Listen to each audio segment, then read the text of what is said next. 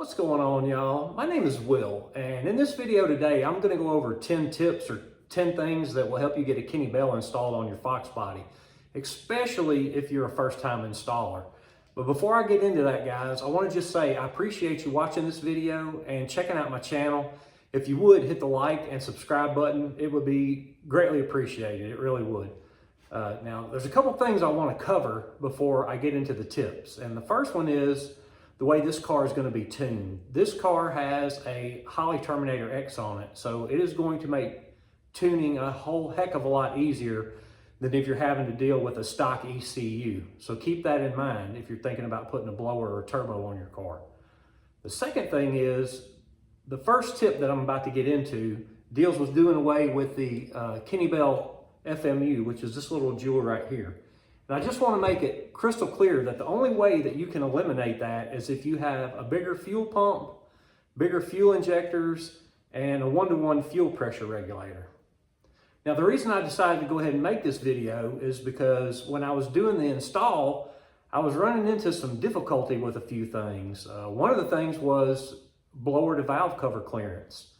And another thing was the instructions themselves. It comes with two booklets and you're having to go back and forth from one booklet to the other, and some of the instructions to me were a little confusing, and that's probably not saying a lot, but I thought maybe I could help somebody out by making this video. One of the last tips is going to be dealing with the PCV valve and the catch can, and that's just something that I like to do on blower or turbo cars. But guys, I like to talk and I like to yap, so let me shut the hell up and let's get into these 10 tips. Very common 255 liter an hour fuel pump in it. It does have stock lines, stock fuel rails, but it has 48-pound injectors, and it also has a one-to-one boost reference fuel pressure regulator. All that means is that for every pound of boost that it sees, it's going to raise fuel pressure 1 psi. The last thing I wanted to mention is the way we're going to tune this car, because it's going to be very straightforward. This car has a Terminator X on it. That brings me to my first point, or thing that you can eliminate out of the Kenne Bell kit, and that's their FMU. And what this does is this basically tricks the stock fuel pump and stock fuel injectors into thinking they're bigger. And it does that by only under boost, it closes off the return line. So it builds higher pressure than you would normally see. That's the way the guys at Kenne Bell explained it to me. And they did say that you could eliminate that. So that's gone. Point number 2, the front of the supercharger is for your boost reference lines and the back is for vacuum. So basically what you're gonna do is you're gonna run one line off the front to your fuel pressure regulator. And then this, I'm gonna pull this plug and put another fitting in there, and that's gonna go to my map sensor. Now on the back, I'm not gonna use all 3 of these plugs because one of them was for the factory smog pump setup, and this car doesn't have smog pump on it anymore. So we're gonna eliminate one fitting.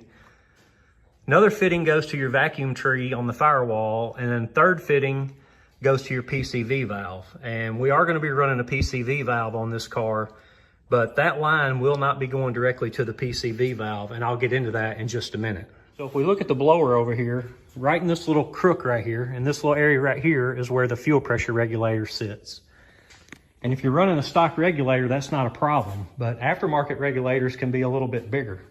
But I found one that fits, and it's the BBK Power Plus. The only thing I had to do was tweak where the vacuum line connects. I had to just bend it inward just a little bit. I just now removed the rag so we could see a little bit better, but right now is the time to check for fuel leaks, because you've had all this apart, and as you know, it's real easy to nick an O-ring. So you don't want to get everything put back together and you're all excited, ready to crank the car, and you cycle the key to build fuel pressure, and then you smell fuel and you're like, oh no, I'm gonna have to take everything back apart to find the fuel leak. Just cycle the key 3 or 4 times, see if you have a leak, and if you do, right now it's real easy to fix. The valve covers are issue number 5. So this is a stock block hydraulic roller 302 with trick flow 11R heads. And like a lot of people, when you put new heads on your car, you like to get nice new valve covers and probably a nice new reusable Felpro valve cover gasket. And as you may have guessed, this is the setup that was on the car.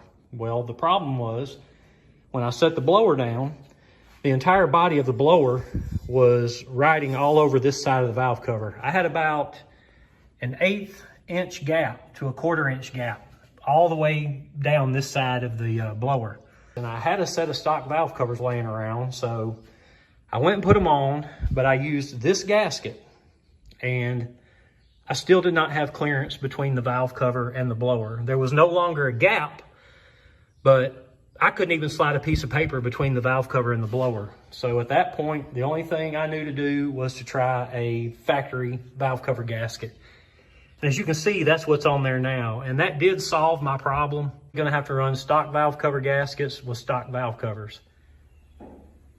Number 6 was an instance where I felt the instructions were a little confusing. What it involves is the blower snout brace, the power steering / AC compressor bracketry.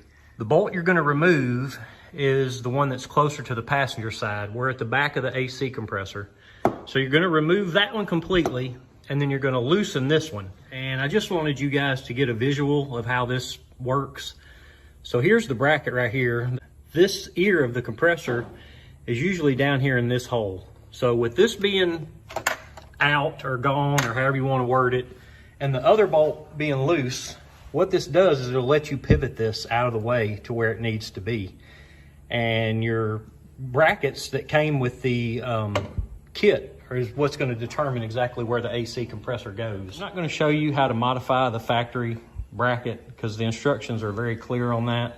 I just wanted to remind you guys real quick that before you try to slide your snout brace on, to loosen your pinch bolt right there. But I also wanted to show you where these bolt holes line up with your bracketry. And I'm more of a visual learner type person, so hopefully it'll help somebody. So this bolt and this bolt are basically what mounts this bracket. This bolt hole right here is going to go in the top hole of your factory bracket. The bottom hole is going to go in the hole right there by your power steering stud. And this last hole is going to let a bolt run through into that ear of your AC compressor. These two bolts are the mounting bolts. So one is going to go there and the other one's going to go at the bottom. Then you have a long bolt and a short bolt. The short bolt goes up to the top mounting hole where it will mount to the top of the AC compressor, and the longer bolt will go in that hole where it's going to mount to that ear of the compressor. That the two mounting bolts for your snout brace, leave them loose so you got some wiggle room, and it'll make the holes easier to line up on the AC compressor, because at this point it basically becomes a juggling act between the snout brace and the AC compressor. For me, this was the easiest bolt to start, and go ahead and tighten all of your AC compressor bolts first, the 3 bolts, and then tighten the 2 bracket mounting bolts last. Last thing, don't forget to tighten the bolt in the back of the AC compressor. That's the bolt that you originally loosened so that you can pivot your AC compressor. And then once you've got everything good and tight, you can come up front and you can snug your pinch bolt on your snout brace. Number 7 also has to do with some confusion that's in the Kenne Bell instructions, but then there's also something that I like to do as well. It comes with this stud, and it says to put the stud in the driver's side rear, and in the other set it says to put it in the passenger side rear. I'm gonna tell you right now, guys, it's gonna need to go in the driver's side rear, because you will never get to a nut or a bolt or anything if you put the stud on that side. Now, the other thing that I like to do, or that I add, is I like to put another stud up front, and you can put it in either hole, it doesn't matter. But all that does is keeps this gasket in place and keeps it from sliding. So when you set the blower down, and then if you have to push the blower over a little bit, the gasket can't move. And you know, if that happens, your bolt holes become unaligned. And it's not really that big of a deal, but there's easy access to this, and it just helps you later getting everything lined up. Number 8 has to do with this little sensor right here. And this is the MAT, or an IAT, or an ACT, but they all do the same thing. They all mean the same thing. What this does is it takes your inlet air temps. So that's very important, especially in a supercharged application. Now, in a factory setup, it's normally right here where this plug is. So what I do is I take this out and I move it. And I put a 3/8 plug. That's a 3/8 MPT. So if you guys are wanting to do this, that's a 3/8 NPT. And then I move this to what you would call pre-throttle body. So it's basically going to be in the elbow of your cold air just before the throttle body. And if you need to extend your wires, and with the Terminator X, I didn't need to, but if you have a factory harness or if you need to extend your wires, you can do that just by splicing them. Just make good splices and use the same size wire and whatever length you need to get over to where your elbow would be going into your throttle body. Number 9 is dealing with the PCV valve system. And on a blower or supercharged car, I do like to use the PCV valve, but I run it to a catch can. I actually have an engine back here in the back, and I'm gonna kind of show you what I have found happens to these boosted cars when you try to run a PCV valve without a catch can. Boost will find somewhere to go, and generally what it does is it will push the PCV valve out, and you know, you've got a geyser or whatever you want to say right there now, and oil will just come pouring out, goes all over everything, all over the undercarriage of the car, all over the exhaust. It starts smoking. You think the car is burning down. And what has happened is the boost has pushed the PCV valve out. So that's why I like to run the catch can. And I usually just mount it right over here in the corner. You can see it's right here.